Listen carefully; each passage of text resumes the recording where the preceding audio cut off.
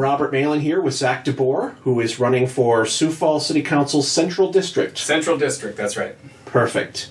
So, my first question is, do you have an opening statement, or why are you running? Sure. So, my name is Zach DeBoer. I own an art gallery downtown called Exposure Gallery and Studios. We put on weekly art shows and art events, and we have artist studio spaces. That's kind of my day job. But my background and a lot of my passion has been for advocacy for downtown, for core neighborhoods, for walkable streets and sidewalks, and smart development and growth of our city. Those are some things that I've been passionate about and vocal about over the past few years. And really that's why I'm running. I think I have a vision and the ability and the skills that our city needs over these next few years as we, reach 200,000 plus people. I'm worried that we're building ourselves out too far, and we're not going to be able to pay for those things. Okay. The first listener question that I have for you is, what would you do to protect public input? Yeah, that's so much about that right now, right? Oh yeah. So I've spoken at public input a lot over the years, and honestly, I don't know if there are any counselors who are for getting rid of it or moving it. From what I've heard of it, at least from the counselors that sit right now, I don't think it has much support. There may be one or two individuals who might feel differently, but they are going to be off the council in 2 months. But public input needs to say exactly how it is. There's no real great way to do it. You can't move it earlier. Council's doing their informational meeting. You can't move it to the end of the meeting. That's ridiculous. And we'll just shave off people wanting to give public input. We should want the public to come in. Some people have talked about like a sign-up sheet. How do you feel about that? Maybe fine. I mean, but when you do cutoff, when do people sign up? And when, what if somebody says something that I feel like I want to now speak up? Can I get on the list, or do I have to go next week? I think, truthfully, and this is I think the answer that I haven't heard anyone say yet. So this is a exclusive. It's at the podium, if you've ever stood at it or looked at it, there's a TV screen on it. Yep. Can we just get a silent 5-minute timer that hits play when someone starts talking? Because at the end of the day, a lot of these folks you don't know how much time has passed. You go into some like weird vortex when you're standing at that podium. Every time I go up, I bring my phone and hit start.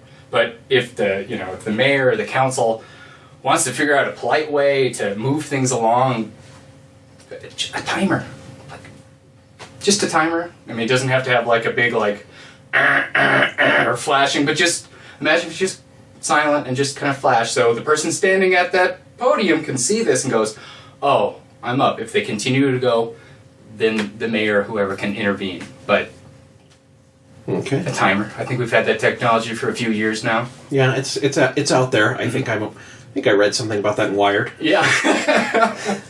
Let's see. Next listener question. What would you do to increase government transparency? I mean, there's a lot that can happen right now. A lot of it really has to do with who the leadership is. I do wish the public had more information on the RFP process or TIFs or things like that. And I don't think they need to have very specific details or sensitive information. You can hand me an edited document, but I want to know, what were the pitches, or who were these companies, or I think the city could be a little bit more open with some of the things they share, and maybe be a little bit more forward for some of those things. Open communication and an open government is vital. So yes, there's a lot of things we can do. I don't know if I have a very specific, a new ordinance that we need to pass. But it's absolutely something that needs to be on the agenda for this next council, this next mayor. Very good. What are your goals if you are elected? I have a lot. I mean, I'll be honest. I'm somebody who's been filling up little notebooks like these for years now, just with things I observe or ideas that I have or issues that might be happening. Like I said, walkable streets and walkable neighborhoods is a big issue for me. One, safety and the care for the people who live in those neighborhoods, I think needs to be of our utmost concern. And so I've done a few different projects in that realm before. Was it two? Not this past summer, the summer before, on Main Avenue in Uptown. I worked with the city and the property owners from 3rd Avenue, which was about like the Ransom Church, all the way up the hill, past the bakery and Tower Park there, to install angle parking, to redesign that streetscape, because we had a very wide road. Very, very wide, high-speed cars going up and down, and that road leads right into a neighborhood. At the top of that hill, there's a park, there are apartments across the street, there are kids right there. And as soon as you get to the top of that hill, you're just in a neighborhood. Houses on both sides of the street. We have cars that are zooming up and zooming down at 40 miles an hour with blind spots. And I at that time the bakery was still the bakery, and they were still in that space, so we had a lot of people in that area often. So also there was a need. If you'd ever gone to Food Truck Friday or one of their events, you ended up having to park pretty far away. And so the road was really wide. And by eliminating the center turn lane, and what it was there for, what there was to turn into, I'm not exactly sure. By eliminating that turn lane, we were able to add angle parking and a bike lane that headed north, because it was a steep hill. And only like the burliest of bikers, I think, could get up there. Don't quote me on that, Fab.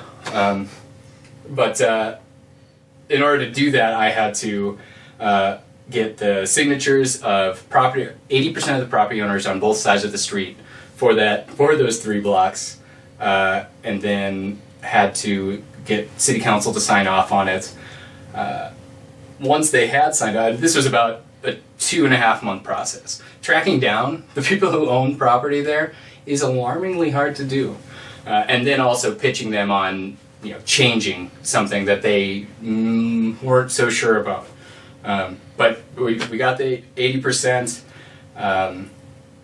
took it to council, council approved it, found out though that the city had, in their budget for that year, they had money to stripe the streets, but they didn't have money to do the angle parking, because those are 2 separate budgets.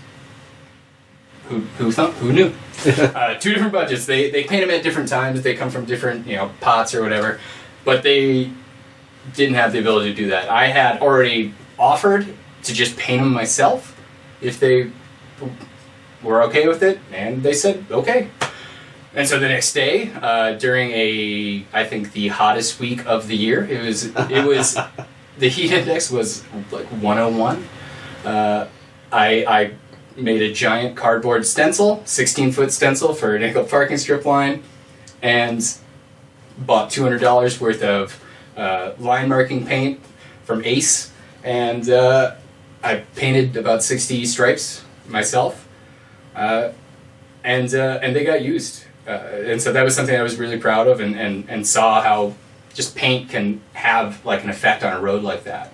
Another one that happened just kind of recently in the All Saints neighborhood where I live, we were working on a grant. The city has a really great program, community project grant. They do it every year.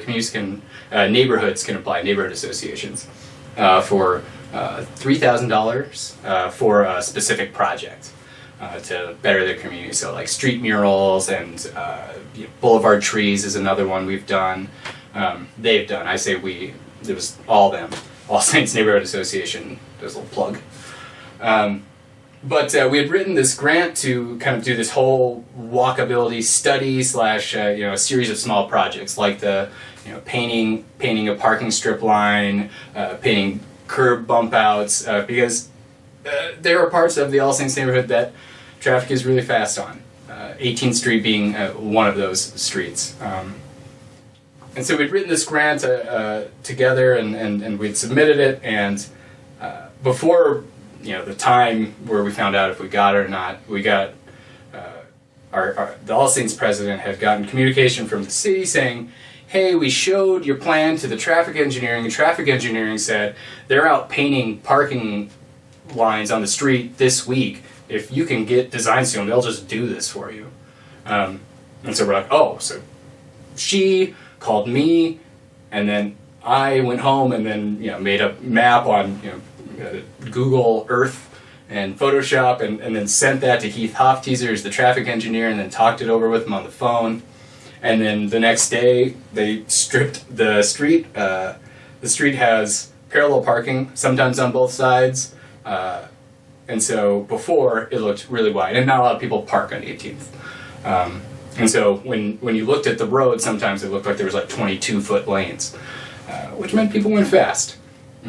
And traffic engineering had, after they had striped it, they put out road testing equipment to see the speeds, and the average speed was actually now 28. The speed limit is 30 on that road, which is too fast. I want to get it down to 25. So wait, this started with what do I have for goals? Yes. And then I just started talking about myself. It's all right. Sorry, it happens. So projects like that, those cost almost no money. That was a tiny bit of paint that saw a huge return on investment as far as safety and slowing cars. That was just that was 4 blocks. There's no reason why we couldn't sit down and plot out so many roads, painting crosswalks, painting parking strip lines, paint and just watch as our cars slow down, as the safety in our neighborhoods goes up. And when that happens, you see a ripple effect. Especially in those core neighborhoods. If we make places like Minnesota Avenue, 14th, 10th Street, 12th Street, if we make those places more walkable and pedestrian friendly, we can reconnect those neighborhoods to downtown. We can reconnect those neighborhoods to each other. Because right now there's just an asphalt moat that separates all of them. My wife walks to work. She works downtown. She works at a place called Lemonly. She's a designer, and we live close by. It's like a 15-minute walk. And she has to cross 14th Street. And 14th Street is terrifying on foot. The amount of stories that I've heard from people who have been nearly hit walking with their kids in strollers across 14th Street is, to me, unacceptable. And there's no reason why we can't slow this road down. Why we can't slow many of these roads down. So one quick, easy one project I want to realize right away is a program that slows down those cars. I could do 10 more, but we'll stick with that one first. Okay. If you're sure, any other goals? Oh man. Okay, here we go. Let me look at my list. As I said before, that is the beauty of this format. Is that's right. You're not getting cut off by 2-minute limit or I was saying that's now I'm just like trained to like have that finite time, and if I feel I've gone too far, I'm like, all right, wrap it up with a zinger and leave them smiling. But then I can keep going. There are small things, that increase walkability, pedestrian safety. I mean, honestly, even traffic safety, auto safety. Another major thing that I want to happen is the elimination of parking minimums. And what parking minimums are is a set of guidelines or rules or standards that dictate the amount of parking that a certain type of business needs. A bowling alley, 1 parking spot for 3 parking spots for every 1 lane. Things like that, like a swimming pool, 1 parking spot for every 10 gallons of water. Oh yeah, I am intimately familiar with those regulations. Okay, great. Having to deal with them. You have to deal with them? Yeah, really long story I don't need to get into, but I was trying to help start a nonprofit downtown, and we had the building that's in the parking lot of Ace Hardware. Okay, yeah. And so that has 4 parking slots for itself, and then the rest you have to lease from Ace because they have the bigger thing, and then we were talking to the city about getting more parking, and thus that box was opened up. It is arbitrary, it's ridiculous, and it's and if you're somebody who's for the free market deciding things, it should be a thing you're against too. It is last week, or earlier this week, DTSF brought a speaker in named Chuck Marone, who is the president of an organization called Strong Towns, and they're a nonprofit organization based. He's from Brainerd, Minnesota, so he's from the hood. He gets it. But they're a nationwide organization, and Chuck Marone, the guy who came and spoke, is actually has been voted like one of the most influential urbanists, the people who like shape and affect cities of all time. So big deal. He came. I asked him this question at that meeting during a panel that he and Greg Neitzert and Matt Christensen from Fab sat on about the effects of parking minimums have on a city, and he said they are like the single most destructive thing that a city has, and they are usually the first step a city takes to eliminate, to start making strides towards a more economically viable city, a more walkable city, a safer city. And so they on their site they have a live map that every time a city eliminates them, another pin is dropped. Fargo they don't have them anymore. And when you get rid of those arbitrary rules, especially in places that we want to make dense, because a dense city makes us the most money. Downtown Sioux Falls and the surrounding neighborhoods pay for the entire rest of the city.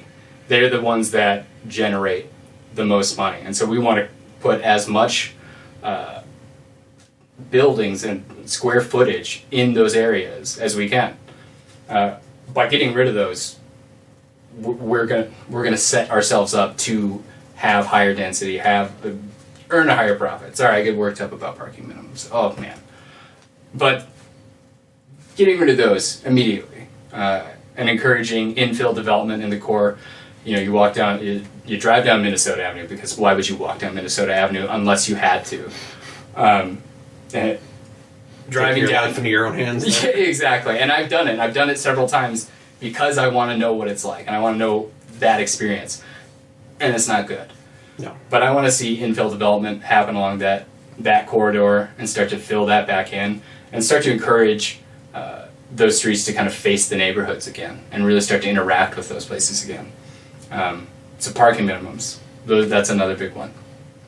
Yeah, that presentation you were talking about, he didn't have the most rosy assessment of Sioux Falls' future, the way things are going, did he? No, he didn't.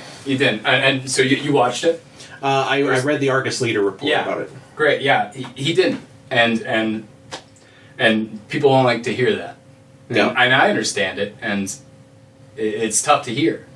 But the fact of the matter is that Sioux Falls and pretty much every other single American city that's been developed post-World War II, we can't pay for our roads and streets and the infrastructure underneath. But we've built too much. The way he explains it is this. So imagine a scenario. There's an empty parcel of land and a developer on the edge of town. Developer wants to build an apartment complex on it. And they offer to build the road and the infrastructure and the pipes and the utility lines, all of that stuff underneath, and then the city, and then they'll give it over to the city, and then it'll be the city's job to maintain it. And the city, I'm going to say, and a city. I don't want to point fingers too hard, but the city then gets excited because, great, they've just invested all this money. We're going to see money from this building. We're going to have more people over here. They're going to shop at these stores. It's going to be great, boom. And he kind of describes it as like a sugar high. We're just eating sugar. But the problem is, 25 years later, when all that infrastructure that was built all at once for this road starts crumbling, starts falling apart. And the thing is, we've done that throughout the entire city. Spread, further apart. And not only have we built too much all at once, and they're all coming due to repair at the same time, but we also built those roads way too wide. when we didn't need to. We built 12-foot lanes with 5-foot buffers on the other side, with a giant median in the middle, and then another 2 lanes. Well, is this I-90 running through the edge of town? We don't need to do that anymore. We need to be a lot smarter with how we build our roads and how we use our land. Because we don't have unlimited land. Pretty soon, there isn't going to be a bunch of cheap land out on the edge. If we don't start using it in a smarter way, we're kind of dooming ourselves. We're capping our potential. So our focus needs to be back in on the core, and we need to start growing from the middle again. Because that's the kind of development that works. Small, incremental development. Giant mega projects located on the edge of town, we can't afford to keep up with them. And as much money that might come in initially, when you do the math, like Chuck Marohn and his team has, Chuck Marohn, 10th most influential urbanist of all time, expert in the field, Chuck Marohn says, that we can't afford it. We can't afford it. And it's a reality. And so we need to be a lot smarter, and we need to figure out how to encourage development and infill in the core, how we need to encourage more walkability, because walkable places are places that make money and that people want to live in. I mean, the ripple effects of making walkable places and focusing on the core hits every other major issue in this city. Crime. When you invest in a neighborhood, when you make it more walkable, when you make it a place that people want to be in and feel safe in and away from cars, you have a lot more eyes on the street. You have people out seeing each other, knowing each other. You see people start to invest and take pride in their neighborhood.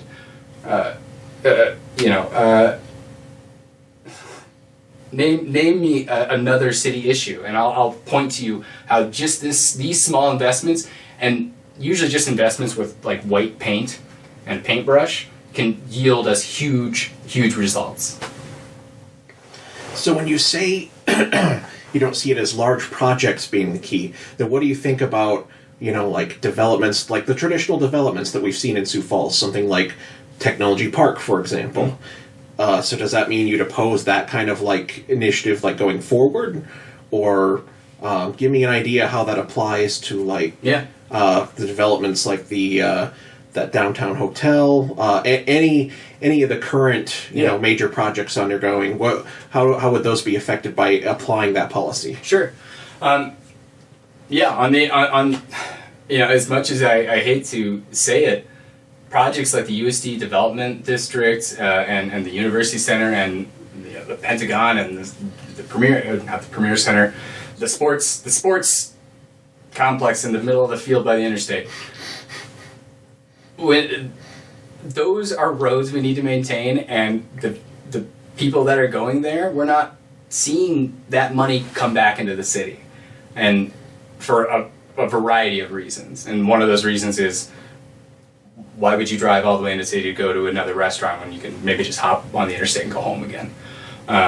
But yeah, those sort of big projects like that, we're building the roads, we're laying the utilities, we're laying the pipe, and we're plowing those roads, we're plowing those streets for the 6 people that maybe use that road right now. But one day there'll be a big biotech center with a faux downtown running through the middle of it, if you've seen the renderings. That's not going to happen. And I would love to have a giant biotech thing. Like, the project itself is awesome. Listen, I'm a coyote. I went to USD. I love USD. Go Yotes. Go Yotes. But I wish it wasn't there. I wish New Tech High wasn't there. I wish Southeast Tech wasn't there. I wish those things were in the core, where those students could shop at stores and go to coffee shops and actually walk around and meet each other and know each other. Anybody that goes out there, you get in your car, you go to your thing, you get in your car and you leave. And it's not something that I believe in. But when we talk downtown, if the parking ramp, the hotel parking ramp, mixed use, I spoke at public input on this, and it's something that I'm for altogether. overall, because at the end of the day, it's something that was a parking lot making us no money, a parking lot that was viable land in truly the center heart of downtown that we weren't doing anything with. People weren't even usually parking there either. Sure. Like, that was an empty parking lot most of the time. I used to live downtown. I looked at it all the time. And now it's going to be a massive piece of property that the city will see benefit from.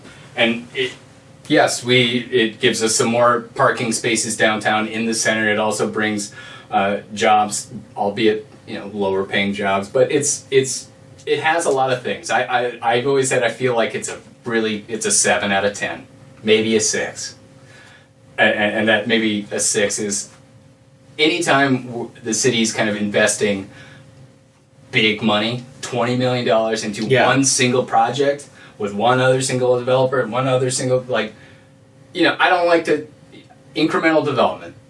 I don't like putting all of our eggs in one basket.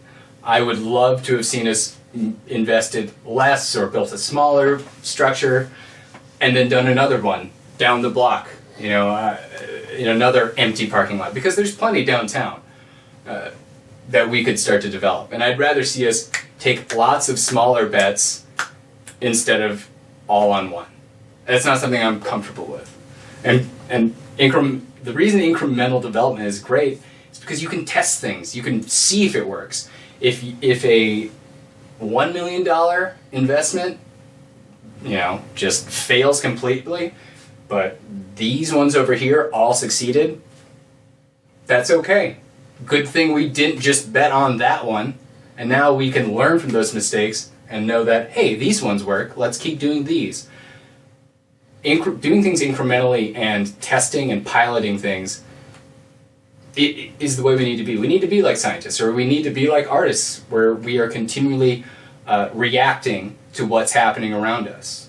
I should say just artists, right? Because that's my background. I didn't prep that. I came to this simile interview. Yeah, but that like I said, I'm for that ramp project. I think it's going to be an exciting thing for downtown. But I think we could have done it better, and I think there are projects that are wiser investments in our money. But anything that's replacing a parking lot with something in our core, I'm for. Okay. Anything else before we move on to other questions? No. Okay. Cut yourself off? Yeah. Okay. I'm going to gavel myself. Very good. Let's see. Another listener question here. Other than expanding the police, what would you do to proactively respond to rising crime? One would be that thing I mentioned. Yes, investing in our neighborhoods, and that means making walkable streets, safe streets, investing in neighborhood associations that can bring projects like All Saints does to those neighborhoods that have higher crime rates, that are less taken care of. I'm lucky to have found a house in the All Saints neighborhood where their association's been around for years, and they were already killing it when I moved there. And we have lots of other neighborhood organizations that are amazing. And so if we can find more ways to give them resources and have them kind of be our leaders in those neighborhoods, we're going to see return on that. So safer streets, safer sidewalks, investment, more opportunities for those neighborhood organizations. I mentioned that neighborhood project grant. I want to see more money go to those things. That is such a small amount of money that not only has a outcome that makes a neighborhood safer, more beautiful, or this, but also brings a neighborhood together. I helped repaint a street mural that from 3 years ago's grant project.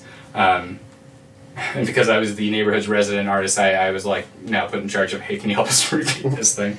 But it was amazing because there were kids who lived in the apartment building on the corner and down the street that I'd never seen before, just kind of come out of the woodwork because, we were painting in the middle of the street and we had popsicles.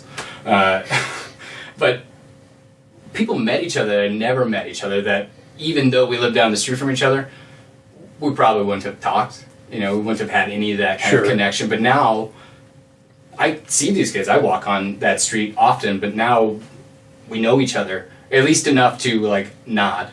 And, well, at least have nodding privileges. Yeah, it's like, I know you. You know me. I don't remember your name. You don't remember mine either. But you're cool. One of those. But those sort of things are we can't really calculate that data, the effect that has, but it's huge. And so more of those things. As far as other ways to kind of combat crime, my background is in teaching. I went to school for art education. I was a art teacher, middle school art teacher for 2 years. You can give me a medal later if you want. And I loved it. Love working with kids. I left teaching to open up my art gallery, but I'm still a substitute teacher because I like to, like duck in and play teacher every now and again. And if it's terrible, I can be like, I'm gonna wash my hands of. You're on your own. How much damage can you do in one day? How much damage can they do to me in one day? I think that's. So I want to see more programs for our youth, more intervention or interaction with them at those younger years. I would love to see our school district and our city work more hand in hand.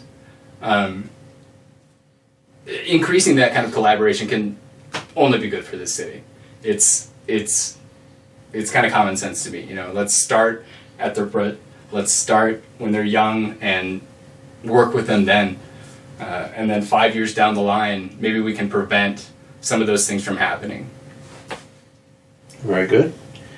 How will you ensure that Sioux Falls is a community that welcomes people of all walks of life, LGBT, immigrant, refugee, etc.? Yeah.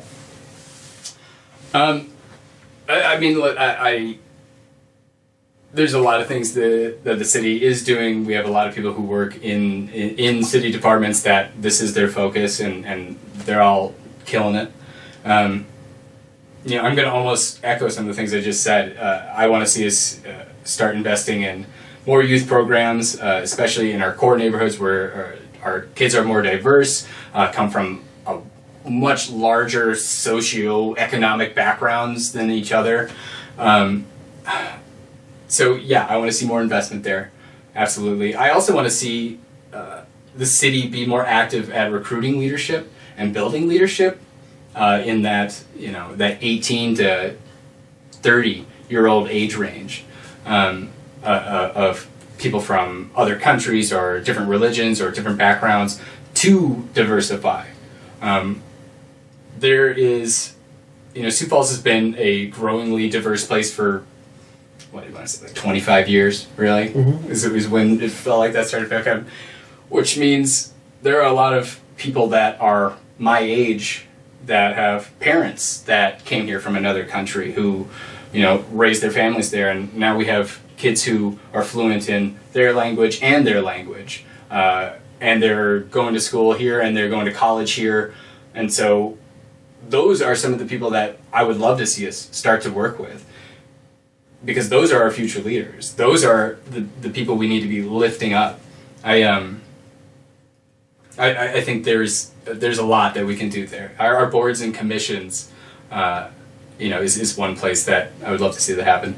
The boards and commissions, I don't even know what the total number is. There's like 57 different boards and commissions with the city. There isn't one that's like the diversity. There's at least 25 I can think of. So yeah, go. No, no thanks. I'm on one, but some of them I look at, I'm like, what is that one? But of all of them, there isn't a diversity there isn't a diversity board or commission or anything that kind of looks like it. The closest thing is the multicultural board. That's more very specifically about that building and that organization, that institution. Yeah. But we don't have one that's geared towards diversity or different cultures or different religions or LGBTQ issues. Like, it doesn't exist. Let's make one. We've got a lot. Throw it on the pile, right?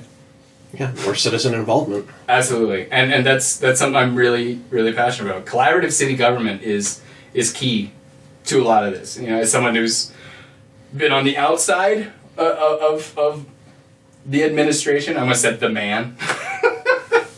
On the outside of the administration. See, this is why they have 2 minutes. You know? I would have been buzzed already.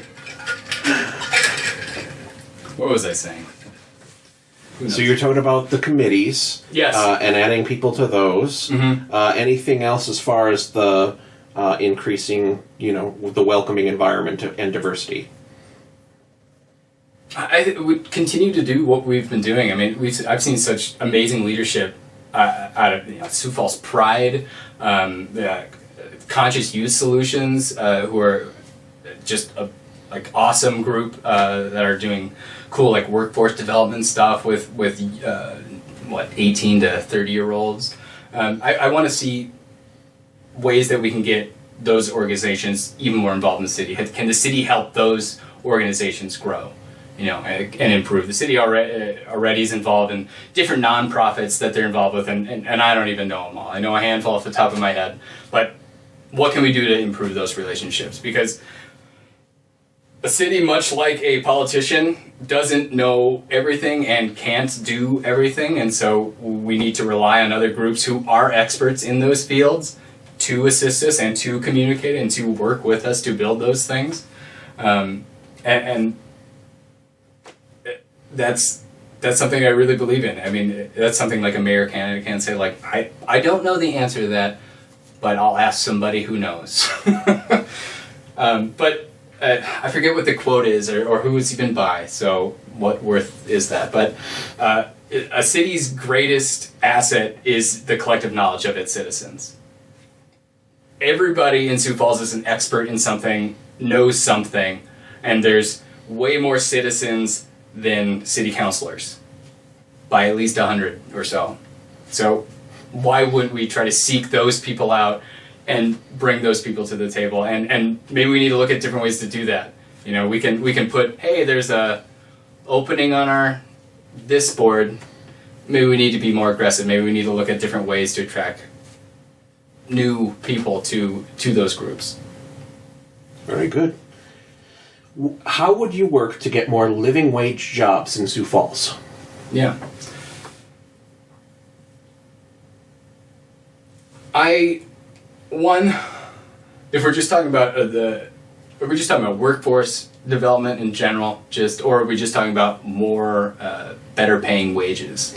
I think based on, because these are kind of composites of the most asked for questions, that when I put these feelers out and put these posts out on social media, I think the vibe I'm getting is I hear a lot of complaints from people like my age and younger about in Sioux Falls, they feel like you can get a $9 an hour job or a $10 an hour job super easy, but actually finding one that's a career that has benefits, that pays a little more than that and can actually pay the rising rents and everything else in something you can live on, raise a family on, maybe even, and pursue the American dream. So probably the wage thing, workforce development is important, but I think my listeners specifically are asking about living wages. Yeah. I mean, you're absolutely right. It's hard to find a job that does pay a living wage, and the city's involvement in that, I'm not exactly sure what the direct effect we can have. I don't know if the city wants to look at raising their minimum wage on a city level, or if they want to look at some of those things. I would love to see us find ways to invest in some of these smaller businesses. And I find those are the ones that give people the opportunity to kind of move up when you have that investment. But that's one of those ones where I wish I had a good answer for. I mean, I can sit here and try to come up with some kind of pie in the sky platitude or generality, but the fact of the matter, it's a question that a lot of people are trying to figure out right now. Every city's trying to figure out, every state and the entire country's trying to figure out, how do we get more people to earn more money? But really, I think if you trace that root back, we need our middle class to become stronger and bigger, because it's not, and lower income is rising and higher income is rising. When you have the disparity, that's what happens. We need to find ways to build these people up, and if that means finding ways or incentives to help them grow their own businesses or their own entrepreneurial pursuits, or assistance with some of those things, or job training, or any kind of other avenue where the city can at least help or lend a helping hand, I want to explore. But it's hard. It's a hard question, and how much control a city or a city council has over how much a place pays an individual is tricky. Yeah, absolutely. Okay, this one is a little bit of a lark on our part, but bear with us, and we've asked every candidate this. Okay. You're driving on a dark and stormy road, or you're driving down a dark road on a stormy night. Okay. You're groggy, your vision is a little blurry, and as you round the corner, you see a squirrel in the middle of the road playing a tiny magic glass flute. Now, do you swerve and take the ditch to miss the squirrel, or do you hit the squirrel? So here's the deal. Every time I've listened to this question, I have so many other questions I want to know. How do I know it's magic? How do I know it's magic? If I'm groggy and if I'm driving and it's outside, what's magic about it? Is it glowing? Is he hovering with it? Is something coming out of it? One, there's a question. I'm also groggy. Am I imagining this thing? What kind of road are we dealing with? Is this a gravel road? Is this asphalt? What are we That's a good doing? question. I always pictured paved and then like in a car commercially kind of way where it's like dark and thundery and there's trees all over. Right. It's kind of like low visibility and it's all swervy. Yeah. Okay. Car insurance commercial. That's what I think of. Okay. Yeah. There we go. Like a deer comes out. Yeah. Exactly like that. Black. Except magic flute playing squirrel. Okay. Okay. Well. Okay. What were my two options? Your two options, though candidates have been very creative in maneuvering around it. Typical politicians, right? I do whatever the people want. Weak on squirrels. No. Weak on magic squirrel. No, okay. So your two options are swerve and take the ditch, and hit the squirrel. So the big question is, are you going to hit the squirrel or are you going to dodge it? No, absolutely not. I'm not going to hit the squirrel. No. I'm a big animal lover, and so is my wife. I'm gonna swerve. Although honestly, I'd probably hit the brakes. I don't know why that's not an option, but I get you. Swervy car commercial. Yeah, my wife and I were talking about this question tonight, and she was just like, so couldn't they just stop before they hit the squirrel? And I was like, I think the idea is that they're moving so fast they can't stop in time. The flute won't let them! Yeah, exactly. Wouldn't it have been great if I just said, hit the squirrel? And then nothing? Cold. Right? Anyone do that yet? That's, yeah. Long story on that. But, anyway, so I think we've answered the question, is that you're gonna miss the squirrel.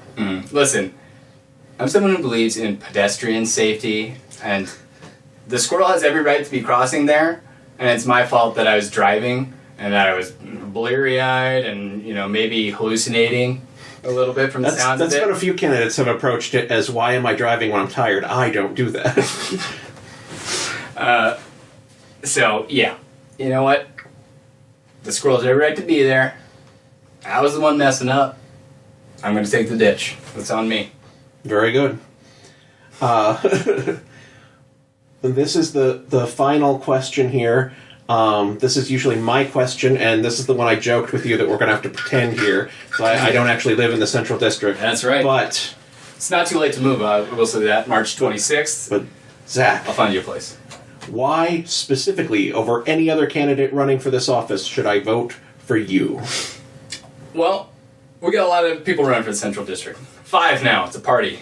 A lot of smart guys. They've got a lot of different ideas, and I think they're all great. But of the 5 that are running, my work for the city, and I won't say campaign, my work, my advocacy, and my community building didn't start when my campaign started. I've been doing it for 4 or 5 years now. I've been an active and vocal advocate for public art, for neighborhoods, for walkable streets, for safe streets.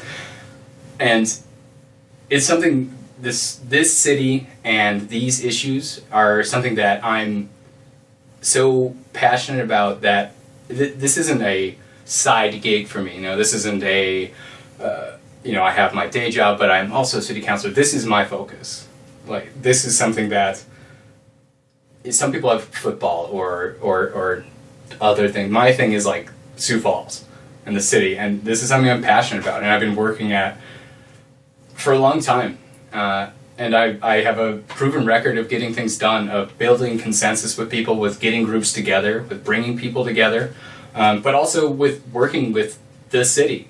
I've done numerous projects with, traffic engineering. I'm involved with the bike community, and I've gotten things done with the city council on my own time, not earning any money off of it. It's something that I care about deeply, and winning this race means a lot to me. Very good. Last thing here, how can people learn more about you?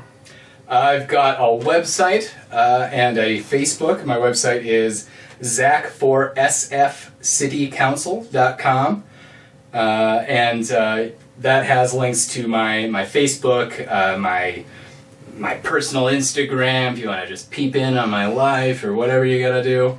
All my info's on there. You can check it out and reach out to me any way you want. My phone number is 605-212-3325. I'm pointing at the microphone. 3325. Call me if you need anything. Email me, all that jazz. Very good. Zach, thank you very much for joining us, and good luck. Thank you.